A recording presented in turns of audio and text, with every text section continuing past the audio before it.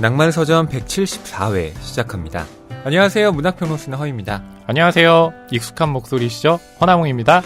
오늘은 최은영 작가의 목이라는 작품으로 저희가 이야기를 나눠볼 텐데요. 사람 목이 아니죠? 목 밑에 기억 시읒 이런 뜻이죠? 그렇습니다. 앞으로 저희가 2주에 걸쳐서 두 편의 한국 소설을 다룰 예정이에요. 네. 이 한국 소설은 테이크아웃북 시리즈로 나오는 작품 중에 두 편을 골라서요. 네. 이번 주와 다음 주에 방송을 하려고 합니다. 그래서 이번 주와 다음 주에 나가는 이 두 편의 방송을 비롯해서 총 5편의 오디오북이 다음 주부터 판매가 되거든요. 네. 그중 저희가 이번 주와 다음 주에 소개하는 방송은 방송으로 이제 나가지만요. 나머지 3편은 방송으로 나오지 않기 때문에 혹시 방송하는 2편을 듣고 너무 흥미있다라고 생각하시는 분들은요.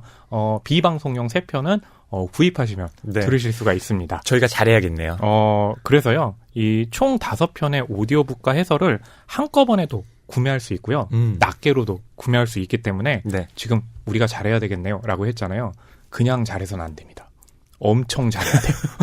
그러니까 오디오북은 판매 지수가 막 올라가는데 해설 방송은 별로 그쵸. 반응이 없으면 그러게요. 좀 마음이 아프겠네요. 근데 그래도 다행인 게 있어요. 제가 낭독에 참여를 안 하고 낭독을 잘하시는 분들이 참여해서 낭독을 해주시기 때문에 물론 저도 잘하고 허위평론가님은 훨씬 잘하지만 전문으로 하시는 분들과는 좀 차이가 있을 수 있잖아요. 그렇죠. 제가 양보를 해야죠. 이게 양보인가요? 네.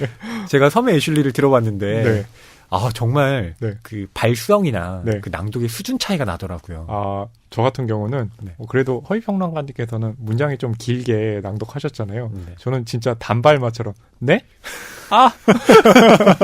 그렇기 때문에 저의 연기를 정말 잘 보여드리지 못했다는 그런 죄책감 같은 것들이 있는데 그 죄책감을 아직은 더 연장해야 되겠네요. 네. 짧게 하셔서 다행이에요. 안 그렇으면 짧게 하셔서 다행이라는 생각을 하실 필요도 있을 듯해요. 뭐 지적해야 될 건 또 냉정하게 짚어야 되니까요. 네. 침 튀기시면서 또 조목조목 따지시네요. 아무래도 좀 눈으로 읽는 것과 귀로 듣는 것은 좀 차이가 있을 수 있거든요. 그래서 귀로 들으시고 싶으신 분들은 저희가 지금 녹음하는 이 테이크아웃북 시리즈 낭독극장 많은 관심 부탁드리겠습니다. 네. 그리고 낭만서점 낭독극장에서 첫 번째로 다룰 작품은요. 최은영 작가의 목입니다. 어느 정도의 그 지분 혹은 자신이 가지고 있는 것 뭐 이런 정도로 의미하는 몫이라는 의미죠. 네. 저는 나누쌤 하면 항상 몫이 나오잖아요. 그렇죠. 맞아요. 그래서 목하면 그 나누쌤이 떠오르더라고요. 그러고 보니까 희씨 같은 경우는 수학적으로 적긴 했기 때문에 이과 스타일. 저는 또 사전을 풀듯 설명해드렸기 때문에 문과 스타일이라고 할 수 있겠네요. 이 분류가 무슨 의미가 있는지 잘 모르겠지만 해설이 좀 고급지죠? 저희 댓글 소개하겠습니다. 네. 온니달님 글 먼저 소개를 해드릴게요. 실버라이닝 플레이북 듣고 남겨주셨습니다. 관계에 대해서 다시 또 생각해 보게 되네요. 요즘 사람을 대하는 게 힘들게 느껴지고 관계를 포기하고 싶은 순간들이 있어요.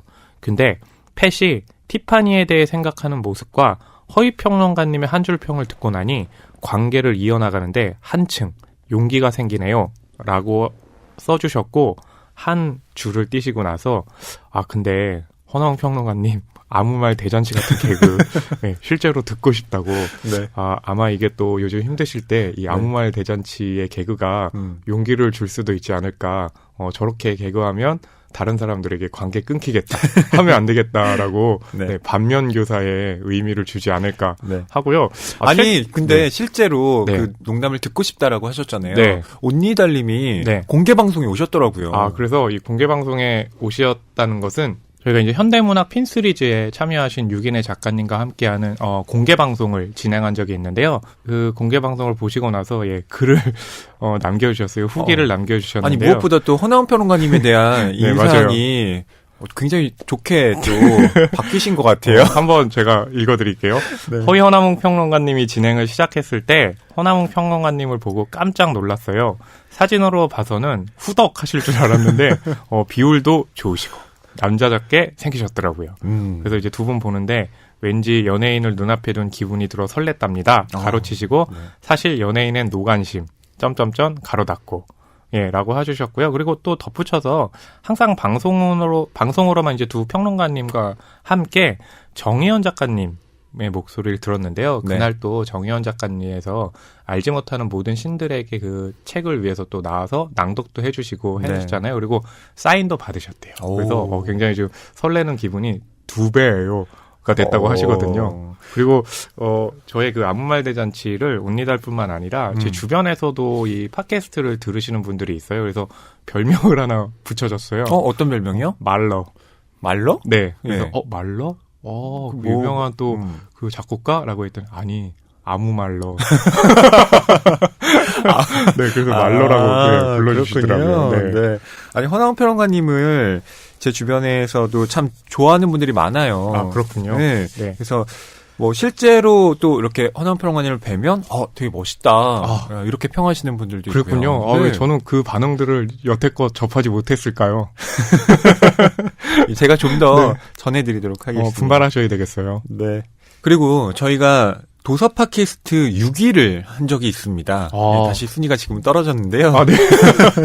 올라가는 건 굉장히 힘든데, 네. 오래 걸리는데, 떨어지는 건 참 빠르죠. 네. 근데 이걸 본인 일처럼 또 기뻐해 주신 분들이 계세요. 아, 네. 너무 감사드려요. 앨리스 왕님과 물빛 써니님. 와, 도서 6위. 기뻐요, 정말. 낭만서점의 고퀄 내용들이 먹히나 봅니다. 축하해요. 올레! 라고 하셨는데, 네. 그 밑에 또 그 엄지 표시 있잖아요. 좋아요. 네. 그것도 따봉이라고 5개나 하죠, 요즘. 네, 달려 있고요. 또 앨리스 왕님 역시 6위를 축하한다고 제일처럼 기쁘시다고 하셨습니다. 아, 감사합니다. 와, 네.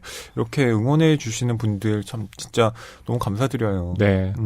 예, 정말 감사드리는 게요. 뭐 이게 저희가 잘했다기보다는 이렇게 좀 청취해 주시는 분들께서 많이 들어주시고 또 알려주시고 해서 얻은 결과라고 생각을 하거든요. 저희 더 분발해야 되겠어요. 네.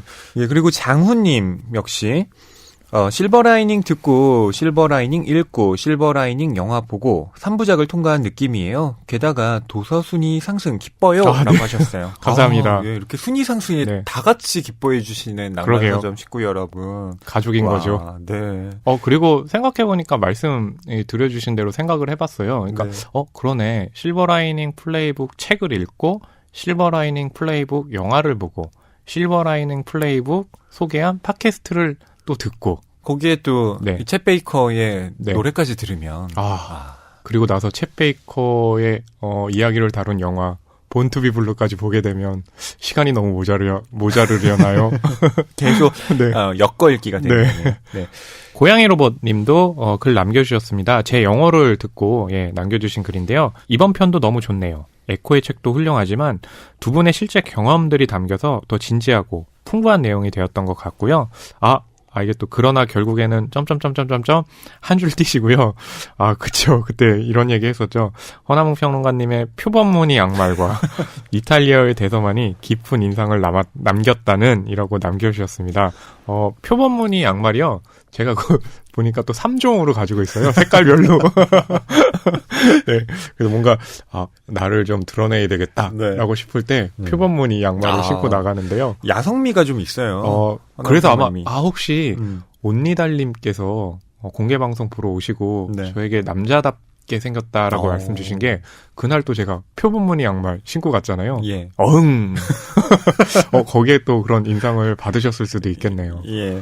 표범 같다기보다는 네. 약간 고양이 같은 느낌도 있고 뭔가 이렇게 예. 다리를 내밀어서 막 가격을 하려고 해도 잘 맞지 않는. 예. 네. 양양 펀치. 그러다 댕댕이에게 한 대 맞는. 네. 저희 댓글 이렇게 달아주신 분들 정말 감사드리고요. 이렇게 항상 응원해 주시는 분들이 있어서 저희가 방송을 계속 지속해 나갈 수 있다는 그런 말씀 전합니다. 네. 이 댓글 오늘 읽으면서 느낀 게 저희 팟캐스트의 이제 순위에 맞추셔서 이 청취자분들께서도 굉장히 지금 예의주시하고 있구나 라는 걸 좀 느끼고요. 그 마음 때문에 어떻게 보면 좀 굉장히 감동받은 느낌이 들었거든요. 그래서 너무 감사하다는 말씀 드리고요. 저희가 또 앞으로 더욱 분발해가지고요. 더 좋은 방송 하도록 노력하도록 하겠습니다. 색이 가득한 소설을 사랑하는 책방. 이곳은 낭만서점입니다.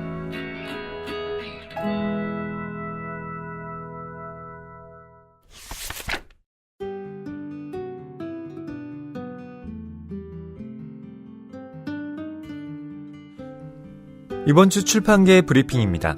네, 첫 번째 보도는요. 한국경제 기사를 가지고 왔는데요. 제목은 교보문고의 올해 베스트셀러 열쇠말은 토닥토닥입니다. 올해는 위로와 공감을 주제로 한 에세이들이 출판 시장을 장악한 것으로 나타났습니다. 교보문고는 이런 추세를 반영해 올해 베스트셀러의 열쇠말로 토닥토닥을 꼽았는데요. 올해 연간 베스트셀러는 1위를 차지한 곰돌이푸 행복한 일은 매일 있어를 비롯해 각각 2, 3위에 오른 모든 순간이 너였다, 무례한 사람들에게 웃으며 대처하는 법 등 10위권 내에 6권이 위로를 건네는 에세이였다고 합니다. 조남주 작가의 82년생 김지영은 4위에 올랐고요. 야쿠마루 가쿠의 돌이킬 수 없는 약속은 8위, 히가시노 게이고의 나미야 자파점의 기적 등 소설들도 상위권에 포진했습니다. 분야별로는요. 시와 에세이가 전년 대비 21.9%, 경제 경영서는 10.3% 판매가 늘었다고 하고요. 성별로는 여성 독자가 60.5%, 남성은 39.5%였습니다. 네. 그만큼 위로와 공감이 필요한 시대라는 네. 얘기겠죠. 그리고 최근에 보게 되면 이 제목부터가 이렇게 마음을 움직이게 하는 부분들이 굉장히 많은 것 같아요. 뭐 여기서도 지금 언급해주신 모든 순간이 너였다라는 것만 해도 뭔가 나를 생각하는 마음이 들어서 이 마음이 좀 위로되는 느낌이 들잖아요. 그만큼 우리 사회에 위로가 필요한 어떤 분위기가 되어 있다. 그렇기 때문에 토닥토닥 해주는 글에 많이들 좀 마음을 움직이셨구나 하는 또 생각이 드네요. 네. 근데 저는 한 가지 또 염두를 해둬야 할 건 네. 이렇게 위로와 공감이 물론 필요하지만 동시에 이것이 상처를 그냥 잠시 덮는 반창고의 역할로 그쳐서는 안 된다. 네네. 라는 점을 좀 생각해 볼 필요가 있을 것 같아요. 그 말씀은 상처난 부위에 소금을 뿌리시겠다. 그래서 더 강하게 조련하시겠다. 그 말씀이신가요? 아니요. 그게 아니라 소금을 뿌리겠다는 얘기가 아니고요. 네. 그렇게 뭐 나쁜 사람은 아닙니다. 허이평관님 너무 또 진지하게 받아주시면 제가 이상한 사람 되잖아요. 네. 두 번째 소식입니다. 서점가로 번진 보헤미안 랩소디 열풍, 퀸, 프레디 머큐리 관련 도서 깜짝 특수라는 제목의 기사인데요. 한국경제의 보도입니다. 영국의 밴드 퀸의 인기가 서점가로 이어지고 있습니다. 퀸의 리드싱어였던 프레디 머큐리의 음악 인생을 다룬 영화 보헤미안 랩소디 열풍이 한 달 넘게 식지 않고 있는 데 따른 현상으로 분석되는데요. 이 같은 인기에 힘입어 최근 서점가도 머큐리 특수를 누리고 있습니다. 가장 많은 판매량을 기록한 책 퀸의 리드싱어 프레디 머큐리는 10월 31일부터 12월 4일까지 판매량이 개봉 전 한 달 대비 무려 40배나 증가했다고 해요. 와. 2009년 출간된 이 책은 20년 동안 이뤄진 머큐리와의 인터뷰와 또 무수한 자료들을 토대로 그의 삶을 조명했는데요. 영화에 미처 담기지 못한 그의 내면 이야기를 담아서 인기를 끌고 있습니다. 또 서점가에 따르면 영화 개봉일 전후로 약 한 달간 판매량을 집계한 결과 판매량이 미미했던 머큐리 관련 책 3종의 판매량이 한 달 동안 10배 이상 급증했다고 합니다. 정말 이 프레디 머큐리 열풍이라고 할 수 있는데요. 이 영화가 이렇게 잘 되는 이유에 대해서 혹시 좀 생각을 해보신 적이 있나요? 그건 저의 답변보다는 네. 허남몽 영화평론가님이 네. 더 잘 답하실 것 같은데요. 제가 또 여기서 좀 한번 허이평론가님의 어깨를 짓누르고 우뚝 서볼까 했는데 안 되네요. 저는 좀 세대별로 다른 느낌들이 있는 것 같아요. 네. 40대 이상. 그러니까 제가요, 초등학교 때만 해도 프레디 머큐리, 그러니까 퀸의 노래 몇 곡은 금지된 곡이었어요. 네. 가령 보헤미안 랩소디에서 마마 뭐 I killed 누굴 죽였어요라는 예. 가사 나오는 것 때문에 그 뭐 폭력을 조장하고 이런다는 것, 그렇기 때문에 음지에서 듣는 분들이 굉장히 많았거든요. 근데 네. 그런 분들이 최근에 보면 극장에서 싱얼롱 상영회라든지 정말 양지로 나와서 목청껏 부를 수 있는 거 거기에 대한 좀 해방감이 있는 것 같아요. 근데 20대의 젊은 분들은 또 다른 그 느낌들이 있는 것 같아요. 네, 광고 음악을 통해서 많이 접했거든요. 광고 음악을 통해서 접한 것도 있는데 한편으로 또 이런 생각도 드는 게 이 프레디 머큐리가 퀸으로 성공하기까지의 어떤 과정들이 있잖아요. 정말 밑바닥 인생이었다고 할 수 있을 텐데 그 인생을 딛고 그 마지막 라이브 에이드 무대 위에서 정말 수십만의 관객 앞에, 그리고 그 라이브 에이드가요 총 시청한 전 세계 관객 수가 3억 명이었다고 해요. 그걸 넘었다고 하는데 그게 올림픽이나 월드컵 같은 단일 그 스포츠 행사 있잖아요. 그것을 제외하면 가장 많은 수였대요, 당시에. 네. 뭐 그럴 정도니까 아마 그런 큰 성공에 주는 가문 같은 것들이 좀 있었다고 생각을 하거든요. 근데 지금 말씀하신 것처럼 중요한 건 저는 보헤미안 랩소디의 그 라이브 에이드 장면이 나오기 전까지는 좀 시큰둥했어요. 뭔가 좀 다룰 줄 알았는데 네. 그냥 뭐 전기 영화로 할 수 있는 뮤지션을 다룬 전기 영화에서 할 수 있는 그런 흐름이네라고 했는데 라이브 에이드를 재현해서 보여주는데 거기에는 정말 넘어가지 않을 도리가 없더라고요. 네, 보헤미안 랩소디의 열풍이 어디까지 또 이어질지 저희 관심을 갖고 지켜보겠습니다. 이상 이번 주 출판계 브리핑이었습니다.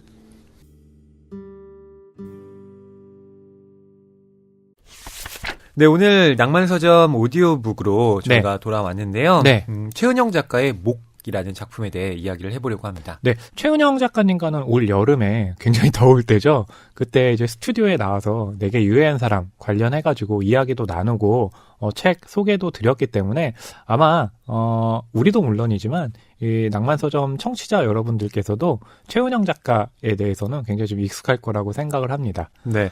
그래도 소개를 해드리면요. 2013년 작가세계 신인상에 당선되면서 작품 활동을 시작했죠. 그리고 소설집 쇼코의 미소, 내게 무해한 사람이 많은 사랑을 받았습니다. 네. 최은영 작가는 최근에 또 좋은 일이 있었죠. 네. 내게 무해한 사람이 한국일보 문학상을 수상했습니다. 네. 그래서 소개를 해드리면서 박수를 쳤던 기억이 나는데요. 뭐 또 한번 쳐드리죠. 네. 내게 줄 수 있는 건 오직 박수뿐. 네. 최은영 작가님이 기뻐하셨으면 좋겠네요. 자, 목이라는 작품 네. 어떤 내용인지 제가 설명을 드리도록 하겠습니다. 오늘 소개해드리는 오디오북 같은 경우는 항상 일러스트가 붙고 있잖아요. 네. 그래서 이번에 최은영 작가의 목세는 이 손은경 일러스트레이터가 참여를 했습니다. 네. 이번 일러스트는 색깔이 주로 초록 계열이에요. 아, 그렇군요. 네. 네. 이 손은경 일러스트레이터가 초록색을 굉장히 좋아해가지고 이 책을 읽고 나서 초록색 배경을 바탕으로 해가지고 이 그림의 아이디어를 떠올렸다고 해요. 네, 소개를 좀 해드리면요. 순수 미술을 전공을 했고요. 현재 이제 프리랜서로 일러스트레이터로 활동하고 계시고요. 그리는 즐거움을 잃지 않도록 애정이 있는 것들을 많이 그리고 있다. 그리고 책과 영화 포스터 등의 그림을 그리며 대중과 소통하고 있다고 이제 작가 소개가 되어 있습니다. 네. 중간중간 이 삽입되어 있는 네. 이 손은경 작가의 작품들을 감상하는 재미도 쏠쏠하죠. 그렇죠. 소설의 특정 부분을 보고 이 작가는 이런 내용을 이미지화했네 라고 비교하는 재미가 있죠. 그렇죠. 그리고 이게 표지를 보게 되면 이 일러스트가 시멘트로 된 계단이 있고요. 또 그 앞에 선인장이 있어서 어떻게 보면 굉장히 메마르고 건조할 수 있는데요. 초록 배경으로 바탕색이 칠해져 있다 보니까 건조하고 메마른 상황에서도 뭔가 이렇게 좀 살아간다는 느낌이 있는데 그게 최은영 작가의 몫이 주는 어떤 이야기와도 일맥상통하는 면이 있거든요. 네. 그것이 바로 이 일러스트와 이야기를 연결하는 어떤 그런 맥락이겠죠. 최은영 작가의 몫은 이런 내용인데요. 이 작품은 대학 교집 편집부에서 만나서 글을 쓰게 된 동기 희영, 혜진, 그리고 이들의 선배인 정윤의 이야기를 담고 있습니다. 실제로 최은영 작가도 대학 시절에 교집 편집부 활동을 한 적이 있다고 하는데요. 그런 만큼 이 작품에는 글을 쓰는 보람, 또 글에 대한 열등감, 그리고 글을 쓴다는 것의 무력감이 섬세한 언어로 기술돼 있습니다. 그리고 이제 처음에 글이 시점으로 소개가 될 때 당신 네. 이라는 게 있는데 그 당신이라는 것은 이 극 중에서 혜진이기도 하지만 그게 또 글을 읽는 독자들에게 이제 당신이라고 얘기를 하면서 내가 이런 상황에서 이 시기에는 또 어떻게 보냈나에 대한 것들을 중첩하게 해서 생각할 수 있는 그런 형식의 맛이 있더라고요. 네. 보통 소설에서는 1인칭이나 3인칭을 많이 사용하는데 그쵸. 2인칭으로 이렇게 뭐 너라든가 당신이라는 건 잘 사용하지 않잖아요. 그렇죠. 그런 만큼 이걸 사용했을 때 독자들이 느끼는 감각은 확실히 이게 뭐지? 맞아요. 하는, 그런 이질감 혹은 낯선 기쁨 같은 게 있기도 해요. 네. 특히 잘 쓴 소설의 경우는 느껴지죠. 네. 근데 이 당신이라는 2인칭을 자칫 잘못 쓰면 굉장히 소설이 네. 힘을 잃게 되는 경우도 있습니다. 그렇겠네요. 예. 네. 왜냐하면 인칭의 변화가 소설의 거리 그리고 이 소설에 나타난 어떤 입체감을 형성하는데 네. 굉장히 중요하잖아요. 그렇죠. 예. 근데 2인칭 같은 경우는 작가들이 잘 안 쓰는 이유가 그게 다루기가 어렵기 때문이에요. 그렇겠네요. 네. 그러니까 나는 최대한 밀착할 수 있고 네. 그는 몇 걸음 떨어질 수 있는데 그렇죠. 너는 이게 가까이 가기도 그러네요. 그렇다고 완전히 떨어지기도 애매모호한 이 스탠스를 네. 유지해야 되거든요. 예, 그만큼 쓰기가 참 까다로운 그런 인칭법입니다. 그렇기 때문에 지금 소개해드리는 목 같은 경우는 이게 이제 단편이기도 하잖아요. 그래서 단편 같은 작품들을 우리가 보통 얘기할 때 이 실험적인 성격을 많이 띌 수 있기에 유리하다라는 얘기를 드리기도 하잖아요. 그리고 이 극 중에 혜진, 희영, 정윤 같은 경우는 교지 편집부에 같이 있기 때문에 회의하는 모습도 있고 함께 어우러지는 모습이 굉장히 많아요. 특히 그 편집 회의 같은 거 할 때 되면 어떤 사안을 가지고 글을 쓸 것인가, 이 사안은 왜 이 교지에 들어가야 되는 것인가에 대한 또 열띤 토론하는 그런 분위기들이 있는데, 당신이라는, 물론 여기서는 이제 혜진을 지칭하긴 하지만 오히려 제가 글을 읽을 때는 제가 이제 당신이라고 저를 불러주는 것 같아서 내가 그 편집회의에 있었다면 무슨 얘기를 할 수 있었을까? 그리고 거기에 내가 참여를 했다면 또 이 세 사람의 나중의 인생은 또 어떻게 변화할 수 있었을까에 대해서 오히려 확장하는 느낌을 주더라고요. 그래서 그걸 그 인칭의 당신이라는 이 인칭이 오히려 읽기를 훨씬 더 넓게 가져간 측면에서는 저는 굉장히 흥미롭더라고요. 네. 저는 또 이 몫을 읽으면서 이게 대학의 교집 편집부 이야기잖아요. 네. 제 대학 시절을 떠올려 보게 되더라고요. 교집 편집부에 계셨나요? 교지를 편집하는 건 아니었는데 네. 대학생들이 보는 네. 잡지에 네. 제가 학생 기자로 그래요? 오랫동안 활동을 했거든요. 와, 기자님이시네요. 예, 학생 기자 출신입니다. 네. 2학년 때부터 시작을 했는데 네. 졸업할 때까지 했으니까 네. 3년 동안 네. 글을 썼네요. 와, 네, 이렇게 대학생 기자를 한다는 것은 기존에 있는 이제 기성 언론들하고 좀 다른 지점들이 있을 것 같은데요. 아무래도 그런 점이 저에게는 커다란 어떤 자극이 됐던 것 같아요. 아마 이제 이 극 중에서 보게 되면 혜진, 희영, 정윤 같은 경우는 이제 편집부에서 어떤 글을 쓸 것인가에 대해서 그 나이 또래 우리의 문제라는 것에 대해서 생각을 하지만 또 어떤 인물 같은 경우는 그걸 넘어서서 좀 더 근본적인 부분까지 확장하는 글을 쓰고 싶어하는 이들도 있거든요. 그래서 거기에서 오는 이제 충돌들이 좀 있는 것 같아요. 그렇죠. 그러니까 제가 편집회의에 참여했던 네. 그때의 기억이 이 소설을 통해서 환기가 됐는데요.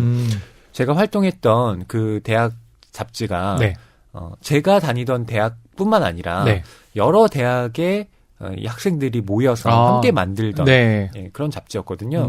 그러다 보니까 같은 대학생이라고는 하나 뭐 전공도 다르고요. 그렇죠. 학교도 다르고요. 그러다 맞아요. 보니 여러 가지 생각들이 이 조율되는 과정이 때로는 힘들 때가 있더라고요. 그렇군요.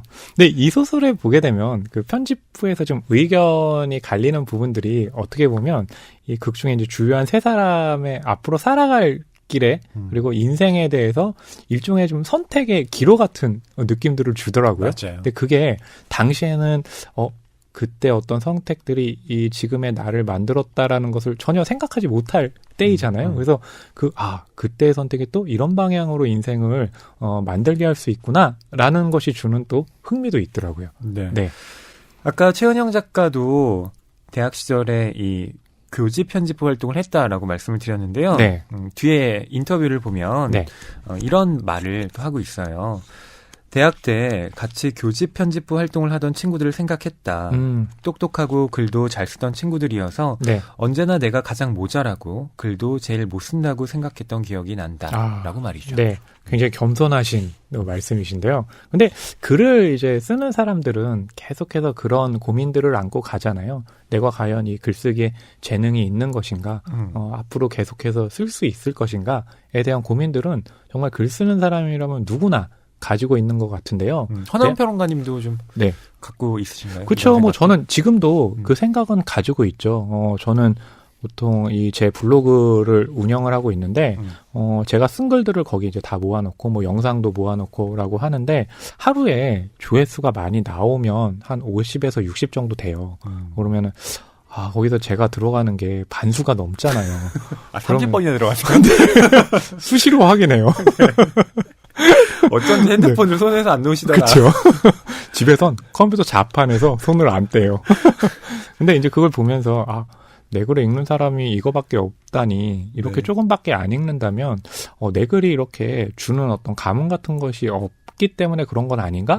라는 고민들을 계속해서 안고 가게 돼요. 그래서 지금 여기도 보면 최은영 작가님도 그런 얘기를 했지만 야, 최은영 작가님 같은 사람이 내가 재능도 없고 제일 못 쓰고 이런다면 나 같은 사람은 그럼 어떻게 해야 될까? 라는 생각을 하지만 저는 지금 어떤 생각을 하냐면 네. 글쓰기를 처음 쓸 때 이런 생각도 있어요. 내가 글을 잘 쓰면 이 세상의 모든 사람들이 그 글을 읽고 뭔가 사회가 움직이거나 변화하는 데 좀 일조하지 않을까라는 굉장히 거대한 포부가 있었는데 네. 지금은 어떤 생각이 드냐면 내 한 몸, 나 하나만 잘 건사하는 것도 굉장히 중요하겠다. 그 얘기는 뭐냐면 피해를 주지 않는 삶이라는 생각을 하거든요. 그러면서 또 글을 쓰게 되니까요. 나름 또 그럼 이것도 의미가 있겠구나 하는 쪽으로 갔는데 허위평론가님은 어떠세요? 저는 부러운 사람들이 있어요. 그렇죠. 저한테 항상 제가 부럽다라는 얘기를 정말 수시로 하시죠. 그런 말은 한 적이 없어요. 제 기억엔 있는데 아까도. 네. 뭐 제가 부러워하는 사람들은 네. 돈이 많은 사람들, 네. 혹은 이분요. 뭐 얼굴이 잘생긴 사람들, 네. 네, 뭐 이런 사람들 아닙니다. 아니 정말 그런 사람들을 부러워했던 때가 있죠. 네, 그렇죠. 근데 제가 정말 질투나는 사람들은 제가 훔치고 싶은 문장을 쓰는 사람들. 네. 그렇죠. 그런 그 분들의 글들이 꽤 많을 때는 그게 좌절감으로 오기도 하지만 결국 저 정도까지 쓸 수 있을 때까지 좀 노력하자 이런 마음도 들지 않을까 싶은데요. 어떠세요? 그렇죠. 그러니까 그걸 긍정의 동력으로 순화시키면 얼마나 좋겠습니까만은 네. 저도 사람인지라 네. 나는 왜 이렇게 못 쓰지? 하면서 발을 동동 구르기도 하고요. 네. 나는 정말 부족한가 보다 하면서 좀 열등감에 시달리기도 하고요. 그런 과정을 좀 계속 반복하는 것 같아요. 그리고 제가 훔치고 싶은 문장을 쓴 작가, 네. 그렇다고 해서 제가 진짜 표절을 하는 게 아니라요. 네네네. 그 작가가 이미 세상을 떠나거나 네. 혹은 까마득한 선배라면 뭐 이런 감정 느끼지도 않습니다. 근데 중요한 건 네. 지금 여기에서 저와 비슷하게 이 활동을 하고 있는 사람들이 네. 그런 빛나는 어떤 네. 글들을 쓸 때 네. 그럴 때는 저에 대한 어떤 자괴감 이런 것도 한층 더 커지죠. 그럴 때는 좀 채찍질 같은 게 좀 필요하지 않으세요? 어떤 채찍질이요? 허위평론가님이 그렇게 동시대에 어떤 활동하는 분들에게서 얻은 그런 자괴감 같은 거를 느끼실 때 제가 뒤에서 정말로 채찍으로 때리면서 자괴감 갖지 말고 빡! 글을 써! 이 시간에 빡! 네, 이렇게 하면 좀 어떨까 싶은데요. 맞아요. 근데 뭐 아파 죽겠는데 네. 뒤에서도 때리시겠다고요? 네, 이렇게 뭔가 좀 스파르타식으로 단련시켜야 될 것 같네요. 네. 네, 요즘은 제가 마음을 좀 편히 먹으려고 생각하고 있는데 네. 어떤 생각을 하냐면 저 사람이 가는 어떤 길이 있고 네네. 또 내가 내 나름대로 만들어갈 수 있는 길이 있다. 네네. 그래서 내가 잘할 수 있는 것에 더 집중하자. 자기 암시를 계속 걸고 있습니다. 그렇죠. 그것과 관련해서 이제 이현세 화백이 이야기를 남긴 게 있는데 처음에는 자기가 자기보다 훨씬 잘하고 천재라고 생각하는 사람 왜 나는 저렇게 안 될까라고 생각을 했는데 나중에 이런 생각을 했대요. 저 사람은 나보다 미리 앞서가니까 나는 그것을 쫓지 못하더라도 천천히 내 길을 가면 어느 순간에는 목표점에는 비슷하게 다가갈 수 있다라는 얘기를 했다는 걸 인상적으로 기억하거든요. 네. 뭐 우리 모두 그렇게 생각하면 되지 않을까요? 연륜이 묻어나오는 어떤 조언 같은데요. 저는 무협지를 참 좋아하는데. 그렇죠. 네. 맞아요. 보통 무협지를 보면 정파와 사파라는 게 있습니다.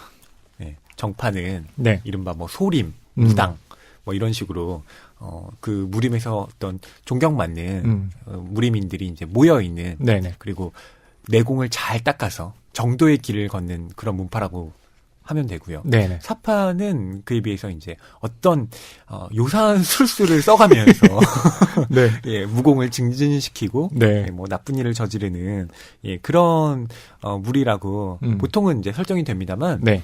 근데 진짜 좋은 무협지들은 정파에 속한 사람들이라고 해서 무조건 착한 사람들이 아니고 또 사파에 속한 사람들이라고 해서 무조건 악한 사람들이 아니다라는 네. 예, 그 지점을 보여주는 거잖아요. 네. 그래서 그런 제가 좋아하는 무협지들의 어떤 비추어서 따지고 보면 정파의 무공을 열심히 수련해서 어떤 경지에 올라가잖아요. 네. 그러면 사파의 무공을 열심히 수련한 사람이 결국에는 만나게 네, 되는군요. 나중에는 만나게 되더라고요. 네. 뭐 그런 것도 있죠. 이 문학 쪽에서 허위평론가님이 열심히 수련을 했다면 저는 영화 쪽에서 이렇게 좀 느긋느긋하게 수련을 했는데 결국 또 이렇게 낭만 서점에서 만나게 되는 거죠. 재능의 차이죠. 자, 작품 얘기를 좀 해볼까요? 당신이라고 호명되는 이 혜진이 네. 대학 도서관 입구에서 예전 선배였던 정윤과 마주칩니다. 네. 이 정윤이라는 인물은 혜진에게는 이제 선배인데요. 예전에 교내 그 편집부에 있을 때 정윤이라는 선배가 워낙에 글을 잘 써가지고 그 글을 보고 이 선배처럼 쓰고 싶다.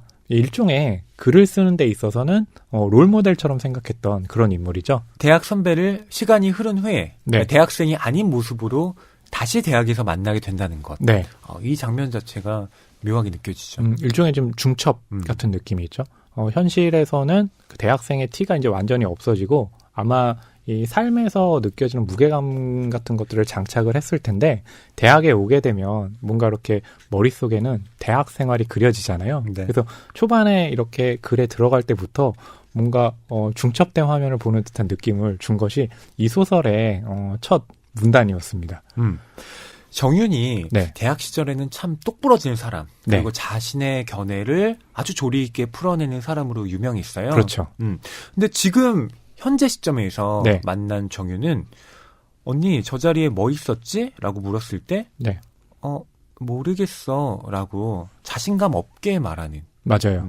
지금 소극적으로 변화한 듯한 인상을 주고 있습니다. 그래서 이제 처음에 만났을 때는 일종의 이제 예의상 같은 얘기로 와 언닌 그대로다 라고 얘기를 하긴 하지만 물론 그대로의 느낌이 남아있을 수도 있지만 실은 그대로라기보단 세월의 덮개 같은 것들이 묻어 있겠죠. 근데 그렇죠. 그 세월의 덮개 속에 묻혀져 있는 그 그대로의 모습들을 아무래도 머릿속엔 그릴 테니까 그래서 서로 와 그대로다 라고 얘기를 하는데 그래서 그 그대로다 라는 이 문장 하나 자체에도 참 여러 가지 감정이 섞여 있다는 것이 이 최은영 작가가 글을 쓰는 데 있어가지고 독자들에게 여러 가지로 생각하게 만드는 일종의 좀 기법이다라는 생각도 듭니다. 네.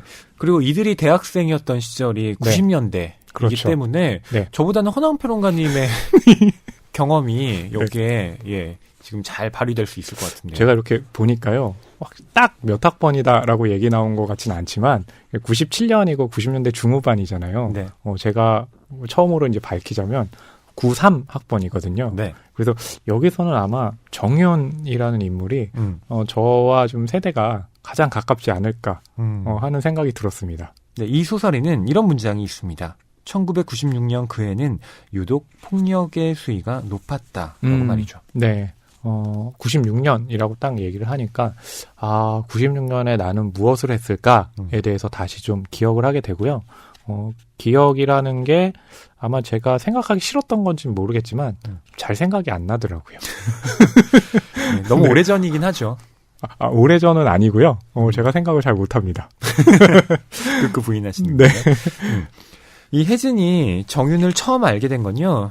직접 만나서가 아니라 바로 교지에 실린 글을 통해서였습니다. 맞아요. 예, 아까 말씀드렸던 1996년 유독 폭력의 수위가 높았던 그 해에 일어났던 일들에 대해서 정윤이 이 취재를 하면서 이것이 왜 잘못되었는지 그걸 조목조목 비판하는 그런 글을 실었거든요. 네. 거기에 혜진이 큰 감명을 받고 나도 교집 편집부원이 되어야지 그렇죠. 라는 생각을 하게 됩니다. 그러면서 이제 그 교집 편집부에 지원을 하게 되고 면접을 또 받게 되죠. 네. 그러면서 이렇게 면접을 하기도 하지만 글을 써야 되는 상황도 있는데요. 그러면서 결국에는 교집 편집부에 합격 전화를 받고요.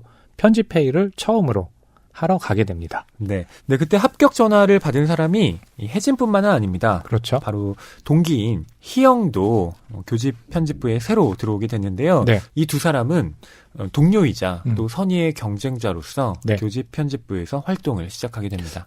그래서 여기 이제 혜진의 표현에 의하면 이렇게 실기를 보잖아요. 어떤 주제를 주면 이제 글을 쓰는데 이 문장이 굉장히 재밌는 게 혜진 같은 경우는 글을 쓴 그 숫자보다 그 글을 썼다 지웠다 해서 지우개 일종의 지우개 똥이죠.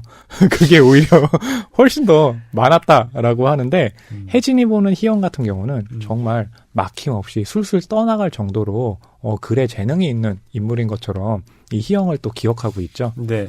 그러니까 희영과 이 혜진이 매주 발제를 한 장씩 써와서 서로의 앞에서 소리내어 읽어주었다라고 하는데요. 네. 이 혜진 같은 경우는 요약 발제 형식으로 글을 써갖고 네. 희영은 자기가 글을 읽으면서 느꼈던 이 몇 가지 문제 의식을 중심으로 그렇죠. 예, 원고를 썼다라고 돼 있습니다. 두 사람의 방식이 사뭇 다르죠. 그렇죠. 근데 이걸 딱 보니까 이게 대학교에서 이제 처음으로 첫 발을 들여서 언론 활동을 하는 거잖아요. 네. 그러다 보니까 굉장히 적극적이고 뭔가를 해나가고 싶은 배워나가고 싶은 그런 분위기 자체가 굉장히 많이 느껴져요. 그래서 허위평론가님 그 대학생 기자 하셨다고 그랬잖아요. 그래서 그 당시에 뭐 편집 회의할 때 그런 분위기와 비교해서는 좀 어떤지도 궁금하네요. 뭐 그 당시 편집 회의를 할 때는 제일 중요한 건 아이템을 뭘로 할 것인가였습니다. 네. 예, 글에 대한 고민도 당연히 있었고요. 그리고 또 제가 활동했던 그 대학생 잡지 같은 경우는 편집장이 따로 있었어요. 예, 그러니까 대학생이 편집장이 되는 게 아니라 그렇군요. 예, 네. 대학생이 아닌 전문가가 편집장을 해서 그분의 어떤 의견을 많이 좀 경청하는 편이었죠. 그렇군요. 네. 그러는 한편으로 또 다른 기자들이 쓴 글을 보고 네. 이건 잘 썼네 라고 네. 놀란 적도 있고 맞아요. 예. 이건 내가 좀 더 나았던 것 같은데 라고 괜히 예, 좀 뻐겼던 예, 그런 기억도 지금 떠오르긴 합니다. 여기서 보면 이제 이 혜진 같은 경우가 이 희영과 정윤의 관계에 대해서 이제 묘사한 부분이 있어요. 자기가 당시 이제 봤을 때는 워낙 이제 희영이라는 인물이 글을 잘 쓴다고 생각을 했잖아요. 근데 정윤 선배도 보니까 이 희영이라는 후배에게 굉장히 좀 애정이 있어 보인다는 느낌의 묘사를 해요. 얘기를 워낙 글도 잘 쓰고 근데 또 그런 것들을 잘 표현하지 않았다. 근데 자기 혜진의 자신의 눈에는 이제 보였다라고 얘기를 하는데 근데 이제 그게 사실일 수도 있지만 혜진이 같은 경우는 그런 게 있었잖아요. 글쓰기를 하러 들어왔지만 이 선배 글이 너무나 마음에 닿았고 또 희영도 너무 잘 쓰니까 일종의 열등감 같은 것들이 작용해서 이 두 사람의 관계를 훨씬 더 크게 본 것은 아닌가라는 생각도 드네요. 허남 평론가님의 해석과 저는 약간 좀 결을 달리하자면 네. 정윤이 혜진이 써간 글을 자주 격려하고 네. 또 반대로 희영이 쓴 글에 대해서는 좀 비판했다라고 하는데요. 네네. 나중에 돌이켜봤을 때 혜진이 느끼게 되는 겁니다. 실은 정윤 선배가 나보다 희영이의 글을 더 좋아했구나. 그러니까 희영에 대한 호감을 직접적으로 드러내면 자기한테 신뢰가 될까봐 오히려 반대의 방식으로 자기를 격려하고 네네. 희영을 비판하는 방식으로 나를 더 보듬으려고 했구나. 하지만 그게 더 비참하다라고 이렇게 또 쓰고 있는 것 같아요. 그러니까 그런 상황들이 꽤 있죠. 그러니까 이 세심하게 훨씬 더 생각을 해준다고 생각을 했는데 그 세심함을 받는 이제 당사자는 그거를 참 캐치를 한다고 하면서도 내 처지에 대해서 안 좋게 생각하는 경우들도 있는데요. 아마 지금 설명하신 경우가 바로 그렇게 좀 적용할 수 있지 않을까 싶네요. 네. 자, 여러분께 이제 낭독을 통해서 소설의 내용을 전할까 하는데요. 자, 이 장면은 교지 출간을 앞두고 이들이 편집회의를 하는 장면입니다. 여기에 보면 신입 편집부원들과 또 기존의 편집부원들이 서로 이제 아이템을 공유를 하는데요. 신경전이 장난이 아닙니다. 맞아요.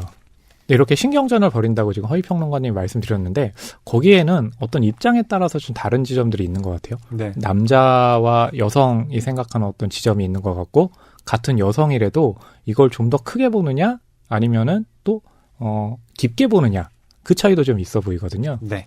자, 그럼 이들의 엇갈림 지금부터 들어보시죠. 수습 세미나가 끝날 무렵 방학이 왔고 교지 출간 일자가 잡혔다. 개강을 하면 출간을 하는 형식이었기에 편집부원들은 방학 동안 작업을 몰아서 했다. 본격적으로 책의 큰 뼈대를 만들고 각 꼭지의 담당자를 정해 인터뷰, 외부 필자 청탁, 편집부원들이 써야 할 글의 업무를 분담했다. 당신은 반공주의 꼭지의 한 글을 맡았다. 공교육 내에서의 반공주의 교육이 어떻게 이루어졌는지를 분석하는 글이었다. 반공주의 관련 책을 출판한 학자와의 인터뷰에도 한 선배를 따라 함께 가기로 했다. 쓰고 싶었던 주제는 따로 있었지만 어떻게 펼쳐가야 하는지 잘 알지 못했기 때문에 끝까지 주장하지는 못했다. 그리고 이상하게도 아무리 기억하려고 해도 당신은 그때 무엇을 쓰고자 했는지 기억하지 못하게 된다. 희영은 몇 년 전 B대학교에서 일어난 교수 성희롱 사건을 분석하는 글을 쓰겠다고 했다. 그녀는 회의 시간에 관련 자료 목록과 글의 개요를 가져와 다른 부원들을 설득하고자 했다. 당신을 포함한 부원 10명의 의견은 반으로 갈렸다. 지면이 한정되어 있기 때문에 더 중요한 주제를 다루어야 한다는 것이 그 주제를 반대하는 사람들의 의견이었다. 김영삼 정권 말기의 정치, 학생운동의 분열과 쇠퇴, 공권력 남용 같은 문제에 대해 쓸 지면도 모자라다는 말이었다. 찬반이 반으로 갈렸지만 반대하는 쪽의 목소리에 더 힘이 실려 있다고 당신은 생각했다. 그때까지 침묵하던 정윤이 입을 열기 전까지는 그랬다. 우리 좀 솔직해지죠. 지면 모자란 거 아니잖아요. 어차피 몇 장 더 인쇄한다고 예산이 주는 것도 아닌데 왜 지면 문제를 이야기하는지 모르겠어요. 그 주제 자체가 거슬리는 거 아닌가요? 우리는 시류를 읽어야 해. 그렇게 말한 건 용욱 선배였다. 세계가 급변하고 있는데 개인의 윤리 문제를 다룰 지면은 없다고 했다. 타락한 개인의 문제는 개인의 문제일 뿐 그것을 정치와 사회의 흐름을 읽어나가야 할 지면에서 굳이 다룰 필요는 없다는 요지의 말이었다. 이건 일개 여성 문제가 아니라 대학원 사회의 기형적인 권력 구조에 관한 문제입니다. 정유는 용욱의 말에 그렇게 답했다. 지금의 당신은 생각한다. 그런 말은 언제나 힘이 있었다고. 이건 여성 문제가 아니다. 더 큰 억압의 문제다. 라는 식의 논리는 언제나 강했고 다수를 설복할 수 있었다. 정윤이 자신의 말을 진심으로 믿었는지는 알 수 없는 일이었다. 그러나 그렇게라도 하지 않으면 논의조차 될 수 없었던 이야기들을 정윤은 수면으로 올려놓고자 노력했다. 정윤이 그렇게 주장하지 않았더라면 희영의 주제는 회의를 통과하지 못했을 것이다. 당신이 쓴 글이 책 안에 들어가 출판된다는 사실만으로도 당신은 움츠러들었다. 방학 내내 당신은 회의가 없는 날에도 자료를 수집하고 생각을 정리했다. 글쓰기 기간에 들어서는 밥 먹고 자는 시간을 제외하고는 글쓰기에 매달렸다. 문장과 문장이 유기적으로 연결되기를, 모든 단락이 제 역할을 다하고 당신이 하고 싶은 말을 온전하게 전달할 수 있기를 당신은 바랐다. 초고를 소리내어 읽는 회의에 가서 당신은 선배들로부터 단정하고 성실한 글을 써왔다는 평가를 받았다. 기존의 논의들을 잘 정리하여 친절하게 설명하였다고. 그렇지만 자기 생각이 잘 보이지 않아요. 혜진의 목소리가 무엇인지 모르겠어요. 자기 목소리를 넣는 방식으로 글을 다시 써야 합니다. 충분히 자기 의견을 개진했다고 생각했기에 당신은 당황했다. 여기서 어떻게 더 자신의 목소리를 넣어야 하는지 알 수 없어서. 어떻게 해야 하는 거죠? 당신은 선배들에게 물었다. 제 생각을 얼마나 더 넣어야 한다는 거죠? 당신은 선배들의 조언을 종이에 빼곡하게 적었다. 10명이 준비한 원고를 모두 소리내어 읽고 논의해야 했기에 그날 회의는 15시간으로 잡혀 있었다. 아침 9시에 모여 회의를 하고, 점심을 먹고 회의를 하고, 저녁을 먹고 다시 회의를 해서 밤 12시에 끝내는 것이 계획이었다. 마지막 순서였던 희영은 밤 11시가 되어서야 자기가 써온 글을 낭독할 수 있었다. 라디에이터에서 더운 김이 조금 나오기는 했지만 창에서 찬바람이 쏟아져 들어와서 당신은 담요를 뒤집어 쓰고 그 시간이 지나가기를 기다렸다. 당신은 아직도 그날 밤을 기억한다. 희영이 써온 긴 글을 처음으로 읽고 들었던 순간의 충격을. 그곳에서 담요를 뒤집어 쓰고 앉아 차갑게 엄발의 감각을 느끼며 그녀의 글을 읽고 있던 20에서 21가 되어가던 당신의 모습을 기억한다. 희영이 자신이 써온 글의 마지막 문장을 읽었을 때 편집실은 고요했다. 글이 끝났는데도 편집실의 공기를 채운 집중이 흐트러지지 않았다. 아마 편집실 안에 10명 모두 알고 있었으리라고 지금의 당신은 생각한다. 희영에게는 타고난 관찰력, 자기 생각을 끝까지 끌어가는 용기, 그것을 뒷받침해주는 지력이 있었다. 희영이 지녔던 장점들의 상당수는 노력으로 얻을 수 있는 것이었지만 몇 가지는 그렇지 않았다. 그녀는 타인의 상처에 대한 깊은 수준의 공감을 했고 상처의 조건과 가능성에 대한 직관을 지니고 있었다. 글쓰기에서는 빛날 수 있으나 삶에서는 쓸모없고 도리어 해가 되는 재능이었다. 허남평론가님, 대학 다닐 때 이런 용옥 선배 같은 사람 있지 않았나요? 뭐 그런 사람들은 대학 다닐 때도 있고요. 이렇게 잡지사 다닐 때 네. 우리도 이제 매주 회의를 하잖아요. 주간지였으니까. 네. 뭐 거기서도 이제 그런 부분들이 있었던 기억이 나거든요. 그러니까 회의할 때는요. 원래는 좀 기쁜 마음이라고 할까요? 좀 가벼운 마음이라고 할까요? 이렇게 아이템을 짜서 가는데 회의를 하게 되면 뭔가 두려워져요. 그렇게 좀 막 이렇게 신경전도 벌이고 하면 결국엔 그런 것들이 치열한 이제 고민일 수도 있는데 개인과 개인마다 좀 차이가 있기 때문에요. 그것이 좀 억양이 높은 목소리로 번질 때도 있거든요. 예, 그래서 저는 지금 와서 생각해 보면 되게 무서웠는데 나는 거기서 어떻게 살아나왔지? 하는 생각이 드네요. 어떤 발언을 했을지 되게 궁금해요. 저는 뭐 크게 발언 안 하고요. 아이템 준비해가면 선배들이 이건 이래서 좀 별로일 것 같다. 그럼 네! 다시 준비해 오겠습니다. 뭐 그런 게 거의 대부분이었죠. 네. 희영이 몇 년 전 B대학교에서 일어난 교수 성희롱 사건을 분석하는 글을 쓰겠다라고 아이템을 건의했을 때 네. 반대하는 사람이 용욱입니다. 그렇죠. 남자 선배죠. 지면이 한정되어 있기 때문에 더 중요한 주제를 다루어야 한다라는 거였죠. 네. 그러면서 덧붙이는 말이 우리는 시류를 읽어야 돼. 그렇게 얘기를 하는데 그때 이제 희영과 혜진의 선배죠. 정윤이 한마디 합니다. 이건 일개 여성 문제가 아니라는 거죠. 대학원 사회의 기형적인 권력 구조에 대한 문제다. 라고 해버리니까 또 용욱 선배가 또 속된 말로 찌그러지는 거죠. 근데 저는 네. 일개 여성의 문제라고 네. 할 때 이 일개라는 말이 좀 거슬리기도 하더라고요. 네. 네. 그럼 어떤 점에서 좀 그게 거슬리게 느껴지신 건가요? 저는 물론 이 성희롱 사건이 대학원 사회의 기형적인 권력 구조에 관한 문제다라는 이 정윤의 말에 동의합니다만 여성의 문제이기도 하잖아요. 그렇죠. 여성이 당한 맞아요. 것이고 그렇기 때문에 교재에서 쓸 수 있다는 것. 저는 거기에 왜 또 다른 논리를 붙여야 되지?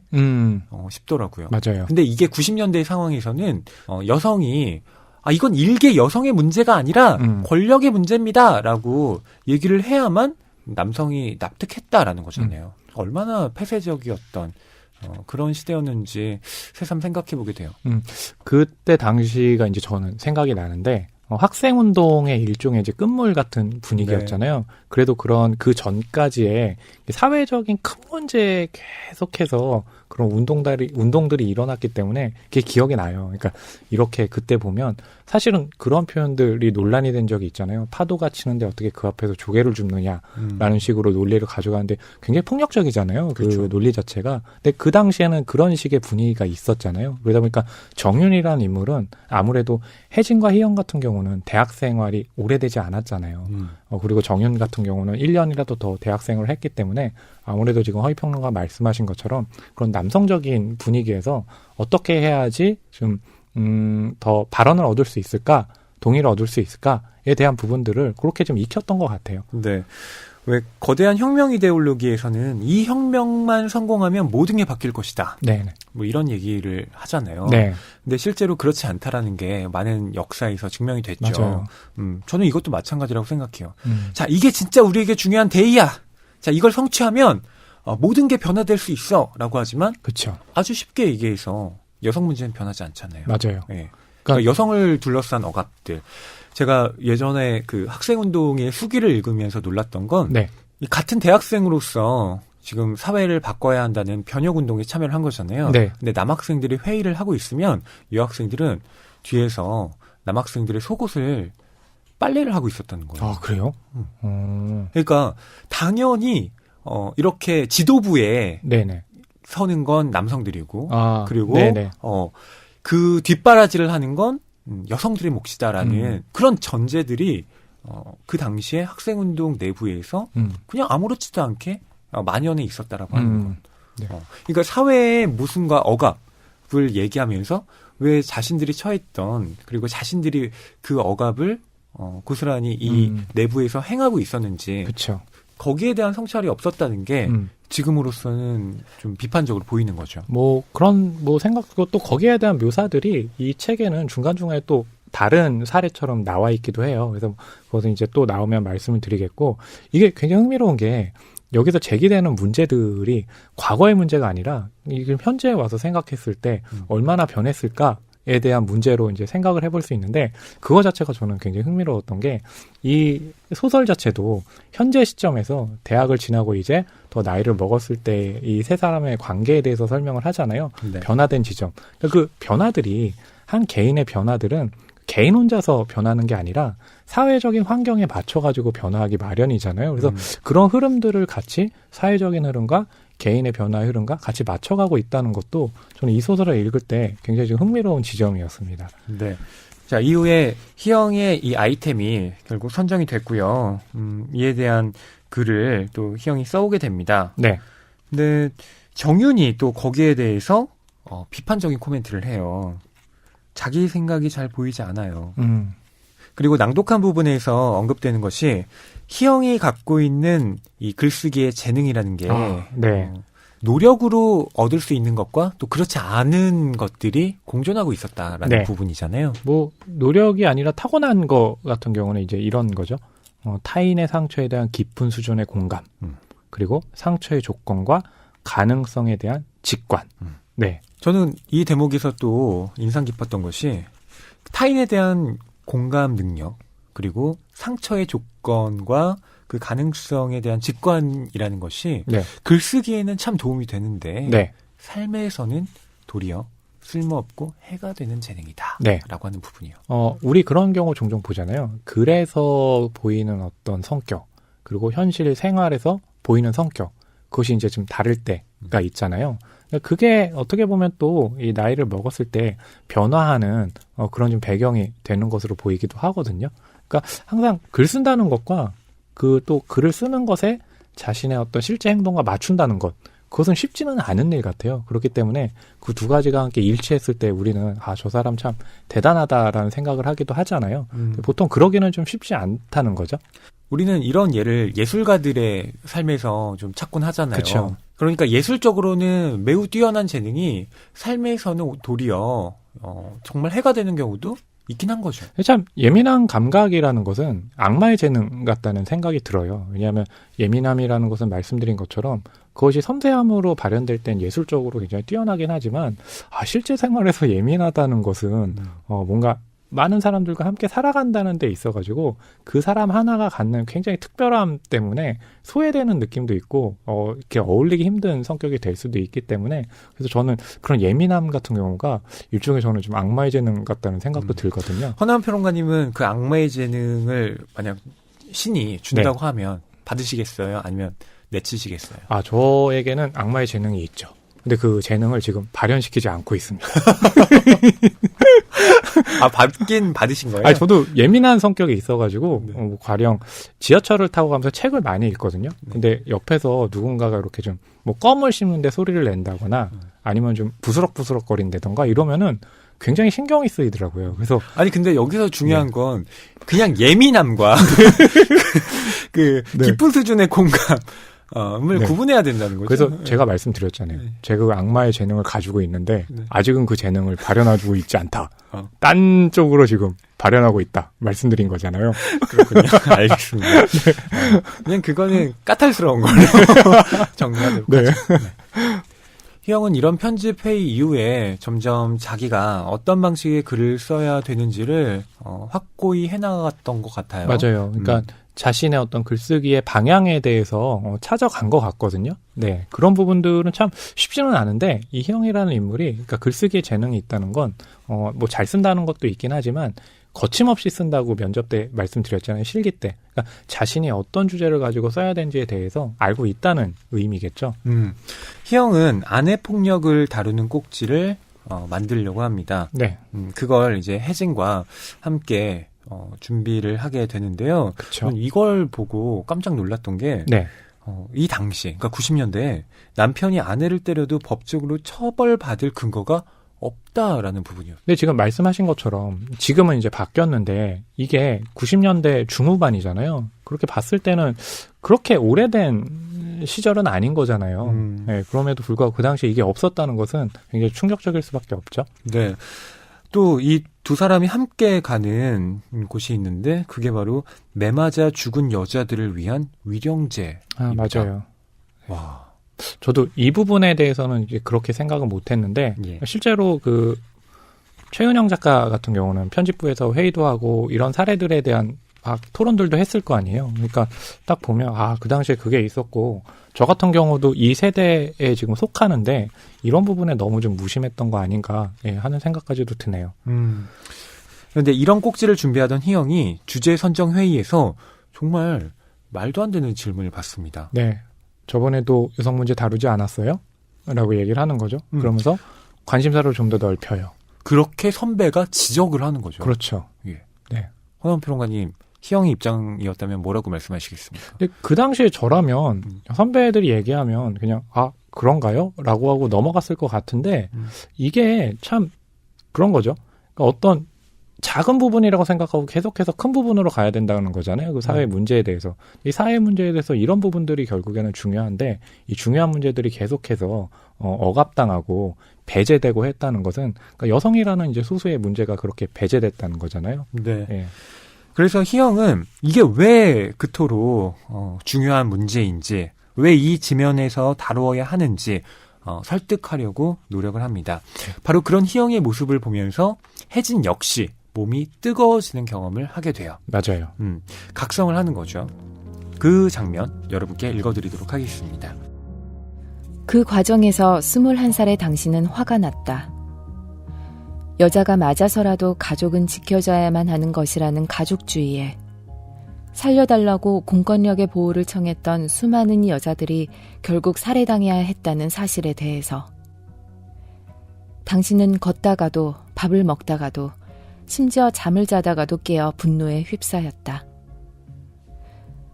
분노는 배출될 수 없는 독처럼 하루하루 당신 몸에 쌓였다. 당신은 당신의 분노가 무엇 하나 바꾸지 못하고 그저 당신 자신의 행복을 깨트리고 있다는 생각에 슬픔을 느꼈다. 가까운 사람들을 대할 때, 심지어 당신 자신을 대할 때, 당신은 예전보다 더 엄격하고 까다로운 사람이 됐다. 짜증을 쉽게 냈고 작은 일에도 화를 냈다. 아무것도 바꾸지 못하면서 자기 분노 속에 갇혔을 뿐이라고 당신은 생각했다. 그건 당신이 바라는 바가 아니었다. 당신은 1992년부터 시작된 가정폭력방지법 제정운동의 역사를 정리하는 일을 맡았다. 그건 공론화된 맞아 죽은 여자들의 역사를 정리하는 일로부터 시작됐다. 장기간의 폭행이 지속되고 살기 위해 남편을 죽여야 했던 여자들도 있었다. 종이에 그 여자들의 이야기를 적다가 당신은 땀처럼 솟는 눈물을 몇 번이나 닦아내야 했다. 당신은 울면서 글을 썼다. 마음이 당신과 아무런 관계도 없는 사람들의 마음에 붙을 수 있다는 것을 당신은 그때 알았다. 글을 다 쓰고 회의에 들어가서 소리내어 써간 글을 읽으면서 당신은 몇 번이나 목이 메어 낭독을 중단해야 했다. 남편에게 계속 맞았다고 해서 남편을 죽일 권리가 있는 건 아니지 않나요? 그게 어떻게 정당방위가 되는 거죠? 경찰을 부르든지 이혼을 하면 되지. 사람을 죽일 것까진 없잖아요. 남자 선배 하나가 그런 지적을 했을 때 당신은 되도록 감정적으로 반응하지 않으려고 노력했다. 다른 선배가 말을 이었다. 결론적으로는 쌍방폭력이죠. 살인이라는 폭력이 용인되어서는 안 되죠. 그때 가만히 듣고 있던 정윤이 입을 열었다. 심정적으로 이해가 안 되는 건 아닌데 다수의 공감을 이끌기 위해서는 남편을 살해한 여자들의 이야기는 빼는 것이 좋을 것 같아요. 그걸 빼고도 충분히 법률적인 모순을 지적할 수 있으니까. 굳이. 희영이 정윤의 말을 끊고 입을 열었다. 아니요. 남편을 죽여야만 아내가 살 수 있는 사회구조의 잔인함에 대해 이야기하는 거예요. 그 부분이 빠져서는 안 되고요. 왜 여자들이 경찰을 불러도 이혼을 하고 싶어도 그 폭력에서 벗어날 수 없는지 제가 다음 글에서 분석했으니 읽어보세요. 희영은 감정에 동요 없이 자신이 써온 글을 소리내어 읽었다. 명확한 주장과 글을 받쳐주는 논리적인 근거로 짜인 단단한 글이었다. 같이 공부하고 준비를 했지만 당신 역시 오래도록 남자들의 시선으로 살아왔다는 것을 희영의 글을 읽으며 깨달았다. 이사를 하다 실수로 그 글이 들어있던 교지를 잃어버리기 전까지 당신은 자주 그 글을 읽곤 했다.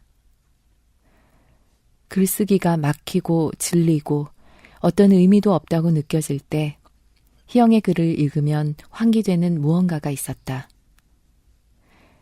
당신은 희영의 글에서 힘을 받았다. 조판을 하러 충무로에 간 날 당신은 인쇄소에서 희영에게 말했다. 이기적인 생각일지도 모르지만 차라리 이런 일을 모르던 때로 돌아갔으면 좋겠다고.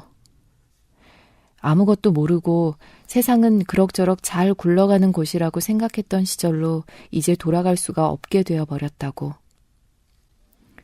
당신은 희영처럼 강한 사람이 아니어서 화가 나서 그러나 무력해서 속이 부식되고 있는 것 같다고 말했다.